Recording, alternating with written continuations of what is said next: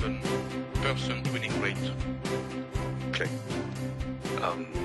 But just to give you an idea, with the small risk, with the smallest risk as we teach in the scalping course, this represents around 5 to 6% per month, and on average, it takes approximately 8 winning trades or 8 trades to make a 1% profit. So, just to give an idea. Okay, and what's that minimum risk, Eusebio? Sorry, what is the minimum risk? I kind of get annoyed with people that say, "Hey, I made $100,000 last night," or "I made $1 million," but you don't know how much they actually bet at the time. The minimum risk is around 1%. Okay. Eusebio, was that a compounded increase? No, no compound. Okay, thanks. Okay. Sorry, Ralph. You'll hear this in the video. Lloyd has promoted you, Eusebio, to Dr. Eusebio. No. I cannot have the title of doctor. I don't have a doctor. I don't have a doctorate. Or I have a doctorate in nothing. So. Actually, the appropriate naming for Eusebio is Laird. Yeah, or Lord. Yep. He owns property in Scotland. If he ever invites you over to stay on his property, be sure not to wear too big a shoe, because it's a very small property. Let me see. Okay, and carrying on. So the scalping is working. If you're into scalping, it's really nice, but you have to pay a lot of attention to it. You have to keep watching it all the time. Okay, just to let you know, for some reason Microsoft is said that we'd violated their rules or something. I guess they found out we were trafficking heroin in the or something in the background. So we've got a new Skype address, Max Trading System, or if you look for support at Max Trading System, you should be able to find us at gmail.com. Okay. It's not only for the COVID we need the vaccine, but also for Microsoft, it seems. Yeah. So we're still on a break here in Max World. We aren't making any classes for the next little while, for about a month or so, but there's a big announcement that's been sent out to advanced users. We're revamping our email system again, kind of trying to stop bounces coming through. So if you haven't received an email about it and you're an advanced user, let us know. We're kind of testing things out with the advanced people first, just so that we get the mechanism in place, and then probably roll it out to everybody else. Yeah, so if you're an advanced person and you haven't seen the email, let us know. Okay. Then once we've gone through the NewsWatch, we'll rip through some questions. Nick has written in about, I'll make this a bit larger. Sorry about the font. He wants to know what markets are good to trade after the London close into the New York close. And Dan has come up with an idea, which we've been pumping up for the last 2 or 3 years now. And he wants to know about NASDAQ. I don't trade it, but Craig was talking about it earlier, so maybe we can talk about it then. And if and most likely we will have time, we'll rip through some example charts. Coming up next week, not too sure yet. We'll see how it goes. But also, just remembered, Eusebio, are you still okay for a scalping session this week? Yes, why not? Yeah. In the middle of the week. Okay. So this week will be possible for me. Yeah, no problem. Okay. Yeah. Sorry, I was hoping to do a scalping midweek. This party. Okay, I've already written it. I was hoping to do it last week, but Eusebio had a whole pile of stuff to do, so pushed it out to this week. So sorry, scalpers. But in the last scalping training, Ralph set up some charts. No, Robert, Eusebio can give you a wee hint if he wants. It's his project, his and Greg's. So it's a very nice project, but yep, we'll see. Anyway, back on the scalping. So in the middle of the week, we'll run a scalping party. It'll only be for probably about an hour. I say that because it'll probably run a bit longer. And what we'll do is we'll call up some charts and we'll just go through the charts and say, is this a setup? What sort of setup is it using the matrix, so that everybody is sort of, that's done the scalping session is on track. And doubtless there'll be stuff that will leak out of it to actually help you. So I'll sort that time out with Eusebio. It'll be around about 4 p.m., but through the middle of the week. Okay, and videos will be available for the Craig says it's easy and you will like it. Okay, and right, so what else? Okay, that's it. Let's hit the news and get on with this thing. So here's that, and it, sorry, the important thing is, if you have any questions, please let me know. And if you want to be unmuted, that's cool as well. We can do that so you're speaking straight in. In the meantime, we'll get rid of the news. And where's the news calendar? Okay. Is that good enough? I think that's good enough. Yeah. Okay, just make this a bit smaller and bigger. Okay, let her rip, Eusebio. Okay, let's go. What's going on? Now what? I can see it on the other half of the screen.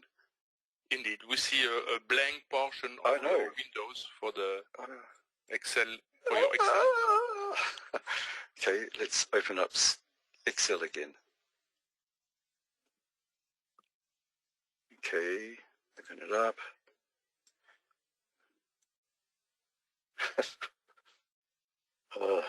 Right. Okay, go Eusebio.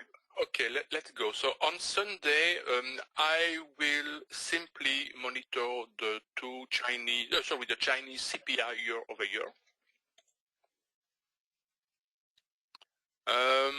Then on Monday, let's see, what do we have? We have the yen current account, major higher time frames. While we're here, condolences to Lebanon, Beirut. That was pretty nasty. Sorry, what was you after, Eusebio? So the current account for the yen. Oh, right Current down there. So the yen. oh, Yeah. I thought you'd done this. Yeah, okay. Indeed, we have the pound and ESR GDP estimate. Okay. So major. Okay. But the job opening, no, I will not pay too much attention to that. Yep. And that's it for Monday. Okay, and not the business confidence. No. Right, done. Tuesday, I'll scroll down a bit. I don't rely on investor confidence or consumer confidence or business confidence for the moment. It makes no sense, in fact, in the present context. Yeah. We need solid data instead of just opinions. I know. New Zealand came out and said our unemployment rate has actually dropped, but it's because nobody's been looking for work, so it's not registering as being unemployed. But we know there's like 20 to 40,000 people sort of going to get hit with stuff coming off. In fact, all the employment or the unemployment numbers and many other macroeconomic data are not the real, do not represent the real situation, in fact. So we need to be much more prudent than usual. So then on Tuesday, let's see what we have. I will, however, monitor the unemployment rate, despite what I have just said a moment ago, but for the pound. Okay. Do it here, and not average earnings. We have the pound average earning index 3 months of a year, so major higher time, because it is a way to measure also some kind of inflation. Okay. Then we have the two European ZEW, the ZEW economic sentiment and the German ZEW economic sentiment, so both major. Okay. and then I will monitor the US dollar core PPI month-over-month and PPI month-over-month. Okay. Then it may be interesting to monitor the Kiwi visitor arrivals month-over-month, just to see how tourism will evolve. It's not. They can't come in. Full stop, you say. It's only Kiwis that are allowed back in at the moment. Yeah, So, I suppose, yeah. And we've only got room for 7,000 people in isolation at any one time, so there won't be much coming through. So I will monitor the Aussie wage price index quarter over quarter. Ah, okay. Missed him. Yeah, no, the Westpac consumer sentiment, I will forget it. Yeah. Done. And then we have a big red one with the Kiwi, the official cash rate, monetary policy statement, rate statement, and press conference. Kiwi finally goes red, Eusebio. But I suppose they will not change their official cash rate, and they will maintain their monetary policy. Very stable. Yeah. And they will say that they are ready to make anything necessary to boost the economy when it will be adequate to do that. So, well, yeah. so that's it for Tuesday. And the economy's going, it's been interesting. It's recovered really quite quickly. It seems that in some countries it's recovering better than expected, in fact. Yeah, but our tourism has taken one huge hit. So yeah, of course. Yep. We measure that also. We measure that also in France, which is the first tourist destination in the world, and it is being Milford Sound. It is being hit very hardly. So Wednesday we have the pound. Just because you get a chunk of metal stuck in Paris doesn't make you a tourist. Okay, sorry. So we have the pound preliminary GDP quarter over quarter, major higher time frames, as well as the GDP month over month. Yep. Then we have let's see, to monitor the German 10-year bond auction. Oh, that's it? Yeah. None of these, okay. No. Then we have,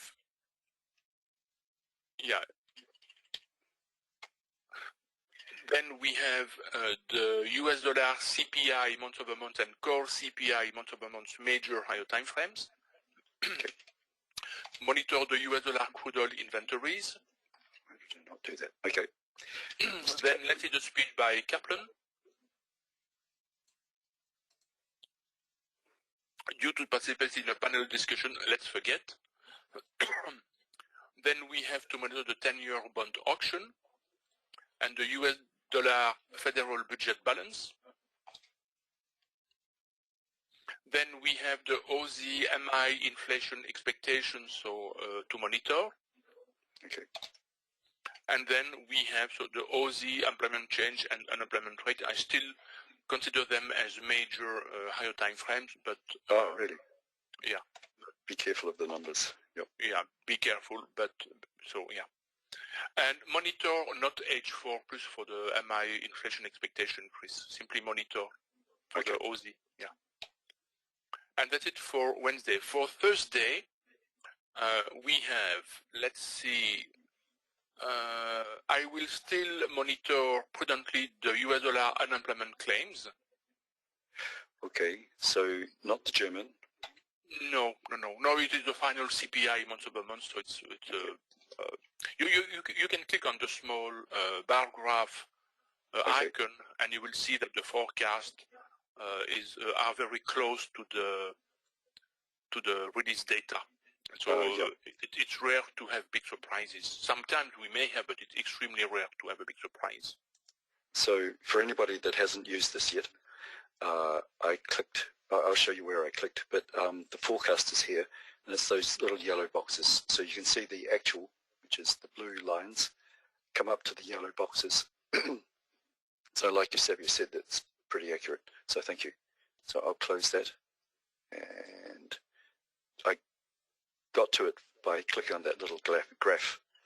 Open graph, close graph. Okay. So thank you. monitor the US dollar unemployment claim, then monitor the US dollar natural gas storage and the 30-year bond auction. Done. Yep. Then we have law speaking. Okay.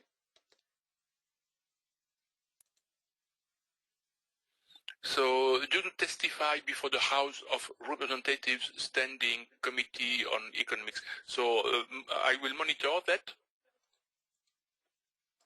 but no surprise is expected. So, monitor. Okay, and that's it for Thursday. And on Friday,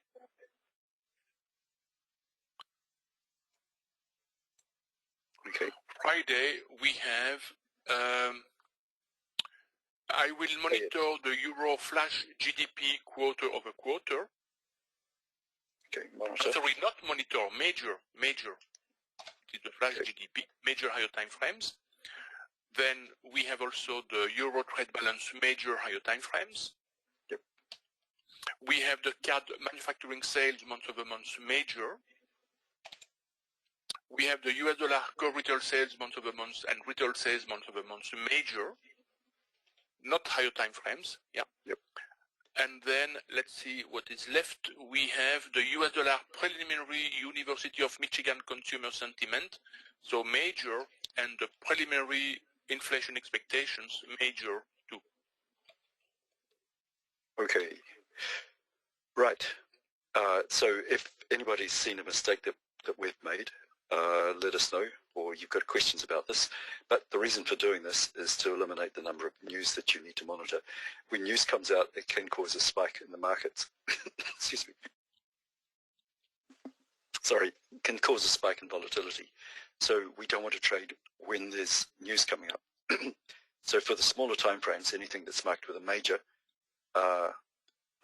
applies to the smaller time frames, like under an H4 time. Anything that's marked H4, this next bit applies to you.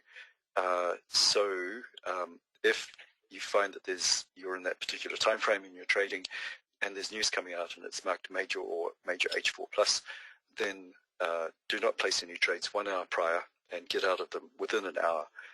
For the standard people and the SAM people, this does not, if you've got plenty of scale-ins, because the standard method lets you add to your orders, so you can end up with a huge amount of profit over and above just a simple buy and sell that the primers course shows you. And it can be quite huge at times depending on the movement. You don't need to close out your trade completely, just enough to take off some of the scale-ins so that you look after your profit as well as your account. But the reason we want you out of, for the primers especially, out of a trade at that time is if there's volatility, it can impact your account money, not just the profits, but eat into your account. And if you don't have an account, you can't trade. So that's why we say that. If you've noticed, Eusebio didn't pick out everything that's marked red or anything like that. The Forex has other particular things which matter. So all of you have been through the course, except for one person that I know of. Don't know if he's in the room today, but once you've done the course, you should understand more about what's going on with the news side of things. So not all yellow news is yellow. Some of it's important, like the flash GDP. We've made it's yellow, but we've made it as an important part of the news. So it varies to what Forex Factory is saying. Just don't go blindly off that. Okay, top 10 pairs, which is the other part. What happens with this is I put it up on the website. It's freely available to everybody. It's publicly available. So maxtradingsystem.com/newswatch. And a few years back, we kept getting asked, what are the best pairs to trade? What are the best pairs to trade? So Eusebio has come up with an idea where we pick out the best top 10, these ones here. Haven't colored it in. I think I'll do that. Yep. So, yeah. You can include the Euro Kiwi also in the list this time, Chris. Top 11. Ooh, okay. Yeah. Right. Okay. Yeah, the range is, let me pull this across. I can pick it up. Yep, got it. And I'll get rid of this. Okay, if anybody's interested, I'll show you how to build this list at the end of the session. I won't do it just now. Some of the news watches go out publicly, and sorry to people watching this that haven't done a course yet, but we want you on the courses, so some of the information we'll hold back. But here's a top 10 list that we put together at the end of each week, and these are the best pairs possible to trade for the next this coming week based on the past 4 weeks. So and they're sorted by average dollar range, not pip range, but dollar range. See, some of them don't make that many pips, but their money is more than ones that have made like 30% more pips, but less money on that side of things. Okay, so we've got the top 10 pairs here that you can use to, or top 11 now, to figure out what pairs you actually want to trade. And because we had such big movements a little while ago, haven't actually done it today yet, so over the past few months I've been keeping track of this. So starting back in February 2019, these were the average ranges for the price. They got down quite low and very low at this point, middle of 2019, and then towards the end of the year. So this was all Brexit time, when Brexit was the issue du jour. And then towards Christmas, at the beginning of this year, things started to widen, and I thought, oh great, our movements are getting back on track, the ranges that pairs are moving in. This is still about a third of what it was 3 years ago. So the ranges are very tight. You have to be really precise and careful about what you're doing. So money management and risk management is what you actually have to watch for all the time these days. And then this year, I thought, oh, okay, good, we're over that. And then COVID hit. So things were getting a bit tight. Well, starting to widen up a bit. They got very, sorry, I didn't mean to move that, got very large during this period here in April when there was the crash. Just back to what it was like 3 years ago. And now they're tightening up again as COVID keeps on hitting. And you can see the ranges still tight. But whereas before there used to be a high range and low at the bottom, it seems like all the pairs are beginning to come, the median is sort of shifting up the list. More pairs are moving a bit more frequently, not hugely, but have nice ranges. So during this period here, when prices were just jumping all over the show just a couple of months ago in April, some of the pairs were very hard to trade in the top 10 pairs. So we were pulling out these ones here, which aren't making quite as much money, but enough money and less stressful. So we've got these ones going now as well. It's a lot of yabbering for minimal output. So what Eusebio is going to do now is a magic trick where he gets those top 10, actually 11 pairs, these ones, and matches them up with the news so that we get a day-by-day blow of possible pairs that you can trade. So nothing guaranteed about them, but how it works is the top 2 lists here, 1 and 1, are useful to hit as your first options. And if these aren't moving very well, if they're in a choppy condition or you can't see good clear movements, then you can move down to this. And if they aren't moving, then you can move to the rest of the top 10 pair. Or if these are just jumping all over the show, then you can select something from this list here. Perhaps they're easier to trade, not as much money, but safer, less stressful. Okay, thank you for putting up with that. So the first ones for Monday, we've got nothing on leftover from Sunday, and on Monday we've got the pound Eusebio. So the pound. Okay. And that's it. And that's it. Okay. So the first choice will be the pound US dollar or pound Aussie. Okay. So pound US dollar or pound, sorry, the pound US dollar, only pound US dollar. Okay, good. I was going to say it was an unusual one. And Yeah. Then the pound Kiwi or pound Aussie. Okay, And then the pound Swiss or the pound yen.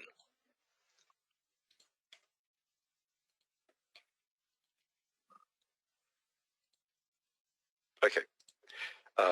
So because Monday officially trading finishes at 5 p.m., which is just after this area here, we start looking from this point onwards for Tuesdays. So on Tuesday we have the yen. The yen, so yen here Tuesday. and here, okay. And the pound. So the pound, or pound, okay. And we have the euro. The euro, so euro is here and here and here and here and here, yeah. And there's nothing left until the end of that for that. Okay. So we will have the pound yen or euro yen. Okay.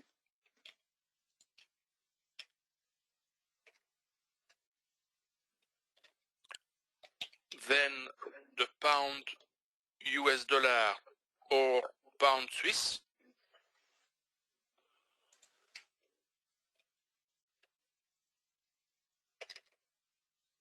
And then we will have the pound Kiwi or pound Aussie.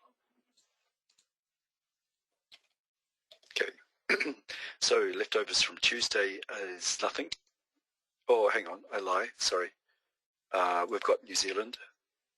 The Kiwi, so we have the Kiwi here and here, okay.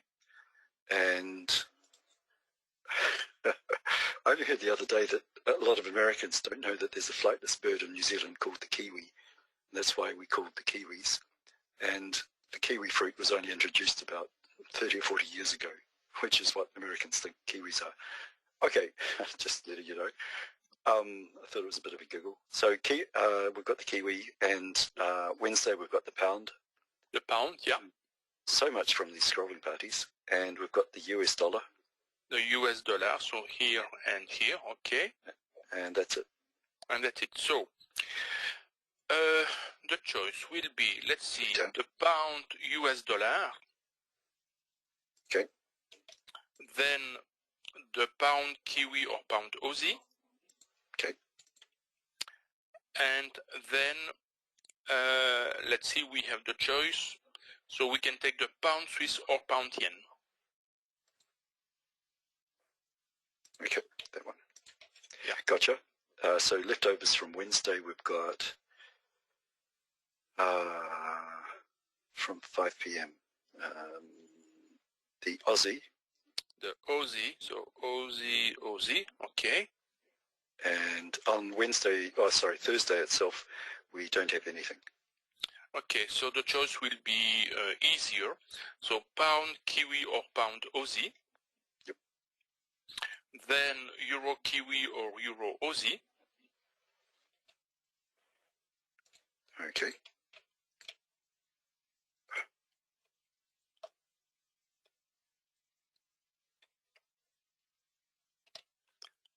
And then Yep. the pound US dollar or pound Swiss. Okay. Cool. And so leftovers from Thursday, we've got nothing on Thursday. Okay. And on Friday, we've got the euro. The euro, so euro here, and here, and here. And the US American dollar. The US dollar, so here and here. Okay, that's it. That's it. So we will have the euro US dollar or pound US dollar. I have to type this one. So the euro US dollar or pound US dollar. Yep. Then we will have the euro card or the euro yen. Yeah. Okay.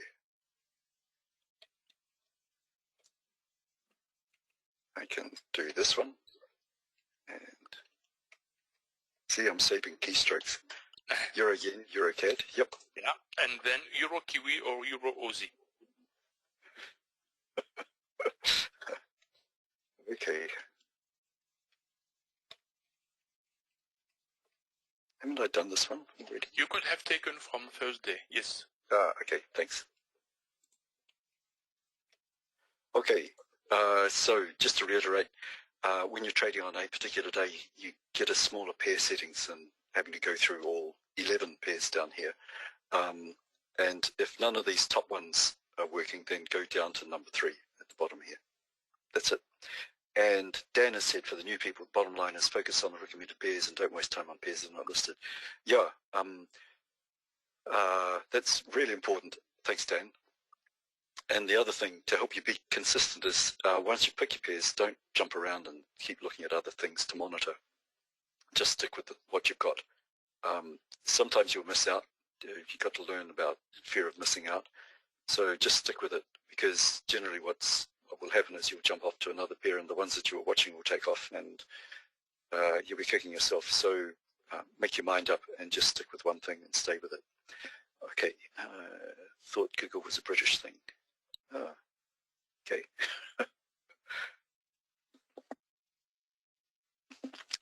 Okay, Robert, thank you. Good to see you back.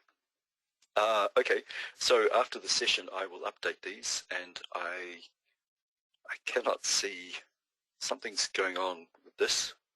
I can't see anything to say. Oh, here we go. If I wobble the mouse over this a lot, I don't know why this is happening.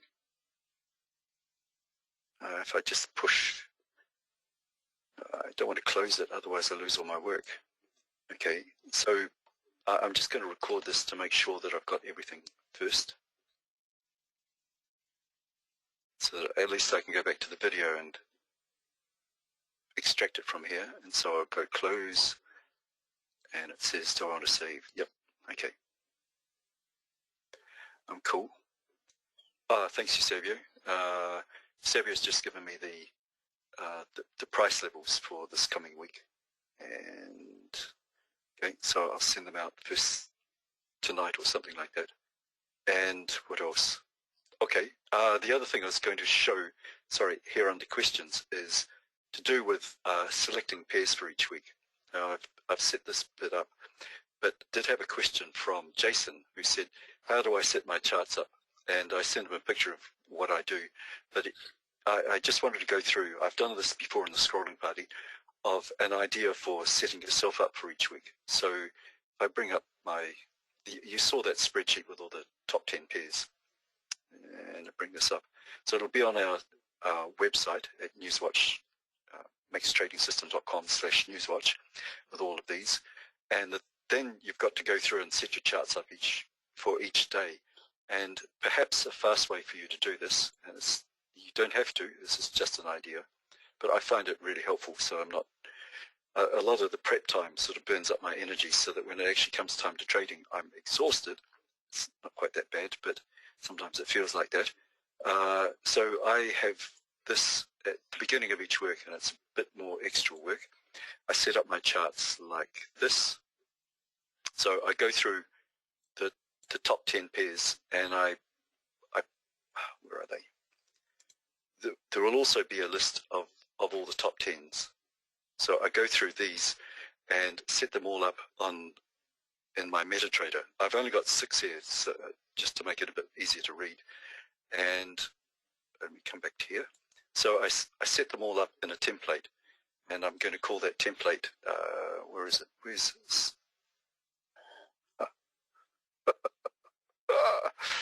I had one there called Sunday. Oh, there it is. There's Sunday. So on Sunday I go through and arrange all the pairs that I want. So I Control M, Control M, Control M. Where is this gone? Sometimes it doesn't come up. Okay, so I just want to find all the pairs that I want to trade. So one of the ones, do I have it here, euro dollar? Yep, okay. I don't have the euro dollar up. So one pair that we'll be trading this week is the euro dollar. So you just drag and drop them straight onto the chart. And do I have a euro yen? Yeah, I've got one down here. Let's say also euro CAD was another one. I don't have that. Nope. So just do these two here so you can see what's actually happening. So I've got the euro dollar and the euro CAD, and that's it. And I've saved it to a profile called Z Sunday. So when you modify a profile, it pays to lock that profile in, and the way to do that is click on the profile button, which is at the bottom of your screen. It's also over here, profiles, and you can see which profile you're on down here. If you just re-click this, it will resave that profile. If you're not careful, the profile will disappear, all the changes you've made if you switch to a different profile. It's important for what I'm about to show you. So I've got Sunday set up, and this will be my master profile. And then for Monday, I'll go through the list again, and I'll come back over. I'm not going to do it properly, but I want the pound and the pound Kiwi. So just to show you how it operates, so I've got the pound Kiwi here, but I don't have a pound dollar, so I'm going to pull in the pound. The keyboard has stopped working on this now. Pound dollar, so I'll add that over here. And I'll save this profile as save profile, and I'll call it Monday. And I do this for every day of the week. So I've got Monday, and it overwrite it, yes. So now I've got that there, and I lock it in by refreshing it. So now I've got a profile for Monday. So I'll get rid of that, and I'll get rid of that because I don't want them. I'm not going to be trading them just because I've decided I won't. I lock in that profile, and we go back to Sunday. We do the same thing for Tuesday then. So back on Sunday, I've still got all those same pairs. And so you can go through the week and knock out the ones that you don't want. So I don't want the euro dollar for Tuesday, and I don't want this, and I don't want this. And I'll save it as, oops, otherwise I'll destroy it. Save profile as Tuesday, and then I'll lock it in. I know that's a funny way of doing it, but MetaTrader will not remember it otherwise and will overwrite Sunday if you don't. And then I can go back to Sunday or the master one and do the same thing again for Wednesday, Thursday, and Friday. See, told you had to be careful with this. I always have a backup master one just in case I've screwed up. But what I was going to say before I screwed up was be careful, because it's so easy to screw up the profiles. They're not like normal save as or anything like that. You have to lock them in before you make any changes. So it'll take a bit to get used to. You just saw me mess up. But to lock them in once you've made the change, just refresh it. Click on Sunday and that locks it in. Okay. The other thing, and that way you've set yourself up for the week. So I can come over to Monday now, and I've got the charts that I want ready for Monday. And then I can come over to Tuesday, and I've got the charts that I want ready for Tuesday. So I don't have to sort of go through a lot of argy-bargy before I even get to sort of sitting down trading too much. And then I can start deciding on things. Another thing that I do as well, that's a bit different to what a lot of people do, and I hope this hasn't destroyed it. We'll see how it comes. Nope, it hasn't. Is sometimes when you're looking at a chart like this, so this is the euro yen, and you can see the size of the bars here, and here's the pound yen, and they look similar, and here's the pound Kiwi, and they look similar, and here's the pound Aussie. They all look similar. You can't really tell the size of things. So what I do is I draw a box that's 10 pips. So if you look at the number that flies out on the side here, the one that's on the right tells you how large, how long, how high boxes, and at the moment I'm at 9.9 pips, and now I'm at 10.3 pips. It's only a couple of hours wide, but I draw this box here and I put it across, when I'm about to start trading, I put it across the home base, and this gives me an idea on how big the pips are. So these pips here are about 4 or 5 pips in width on average, maybe 2 or 3 pips down here.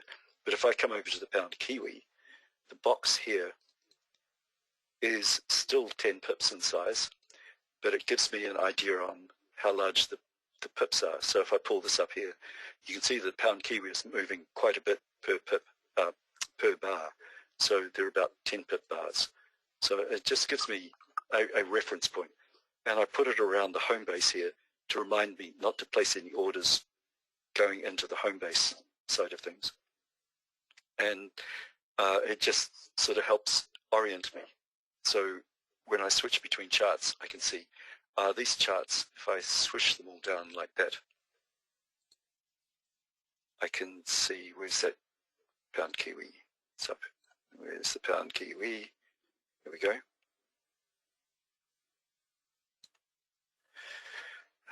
Let me stretch this out.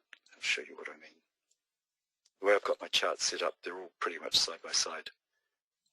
So you can have 2 charts that look, the shape looks similar, like this going up and down, like this going up and down, but the size of the bars are completely different. You can see a 10 pip range here and a 10 pip range here. So these bars are much, much larger. So it just gives you a visual orientation. Eusebio uses the home base to help him gauge how large the bars are and stuff like that. So if what I generally like doing is pulling them down the same size so that this box here pretty much matches this one. So I can see sort of what the relative movements look like. Eusebio uses the home base to judge these things. I haven't been able to get that level of proficiency. So Eusebio, do you want to say anything more about setups? Yeah, indeed. In fact, it is just to have an idea if there is some volatility in the pair we are monitoring and possibly trading. And so larger is the home base, lower is the volatility by definition. So, but you can use the trick Chris has just described with that rectangle, which will give you the area around the home base when you must not make an entry if you want to be very conservative. If you want a minimum distance of 5 pips instead of 10, then you can draw a rectangle having a size of only 5 pips. So it's a good trick, by the way. Yeah, and it just reminds me, and it will. You don't need to do this, it's just an idea. So if you have any other tips and tricks, let me know. I'll let people know about it. So that was how to set up your charts for each day ahead of time based on the NewsWatch list, and maybe give you an idea on what the movements are like through the day. And what else do we have? Okay, and for those of you who haven't seen it, and I've sent it out several times, but these lines here, really helpful for homework. Tell me what times of the day markets open and close. So we've got Frankfurt, London, the lunchtime start, New York, Wall Street, and then Magic Red Box Zone. So when I'm doing people's homework and they've got this on their chart, it gives me some idea on what they're trading into, and to let them know, hey, you're coming into the London Open, be careful about your trading time, etc., etc. And when you're setting up your charts, it can just help orient you as well. Okay, Dan, cheers. And hello, Kent, and Robert, right. And okay, so if there's no other questions, let's pull a plug on this. I'm done with that. Just moved it off. Nick sent in a question. In fact, just a moment. In fact, the idea is always prepare your chart well in advance. Do not prepare your chart on the last moment when you have to consider to trade. Do that before you consider observing the market in order to be completely ready. Otherwise, under the stress, if you see some pairs beginning to move, you will be in a hurry to prepare what you need to prepare, and so you will make errors. So personally, when I close my trading session, I always prepare what I need for the next day, in such a way that the next day, on the morning, the only preparation I have just to make is just to think about the bias, but all my charts are already prepared.